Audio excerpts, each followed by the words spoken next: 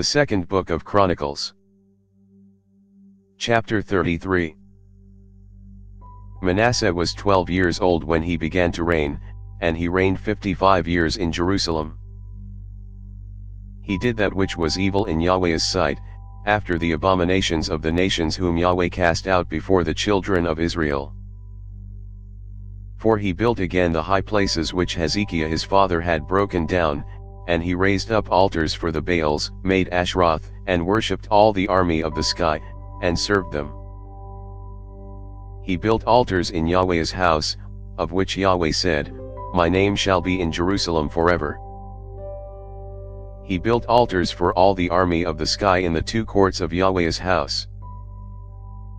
He also made his children to pass through the fire in the valley of the son of Hinnom. He practiced sorcery, divination, and witchcraft, and dealt with those who had familiar spirits and with wizards. He did much evil in Yahweh's sight, to provoke him to anger.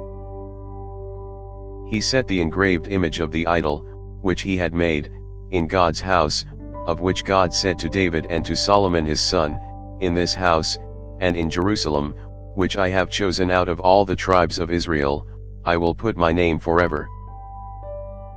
I will not any more remove the foot of Israel from off the land which I have appointed for your fathers, if only they will observe to do all that I have commanded them, even all the law, the statutes, and the ordinances given by Moses." Manasseh seduced Judah and the inhabitants of Jerusalem, so that they did more evil than did the nations whom Yahweh destroyed before the children of Israel. Yahweh spoke to Manasseh, and to his people, but they didn't listen. Therefore Yahweh brought on them the captains of the army of the king of Assyria, who took Manasseh in chains, bound him with fetters, and carried him to Babylon. When he was in distress, he begged Yahweh his God, and humbled himself greatly before the God of his fathers. He prayed to him, and he was entreated by him, and heard his supplication, and brought him again to Jerusalem into his kingdom. Then Manasseh knew that Yahweh was God. Now after this, he built an outer wall to David's city, on the west side of Gihon, in the valley, even to the entrance at the fish gate. He encircled Ophel with it, and raised it up to a very great height, and he put valiant captains in all the fortified cities of Judah. He took away the foreign gods, and the idol out of Yahweh's house, and all the altars that he had built in the mountain of Yahweh's house, and in Jerusalem, and cast them out of the city.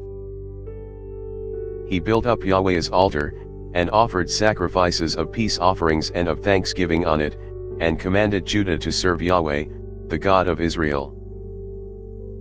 Nevertheless the people sacrificed still in the high places, but only to Yahweh their God.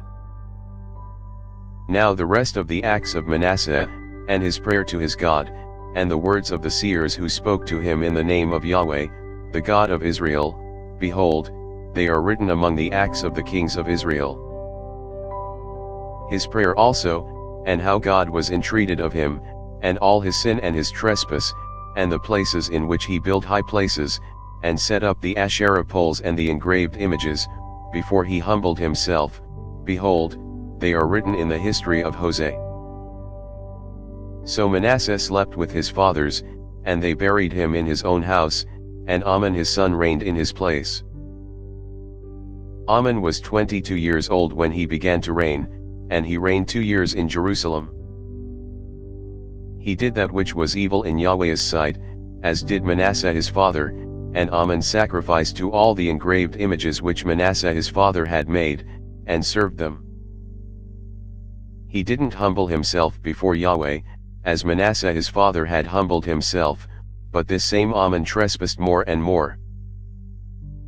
His servants conspired against him, and put him to death in his own house.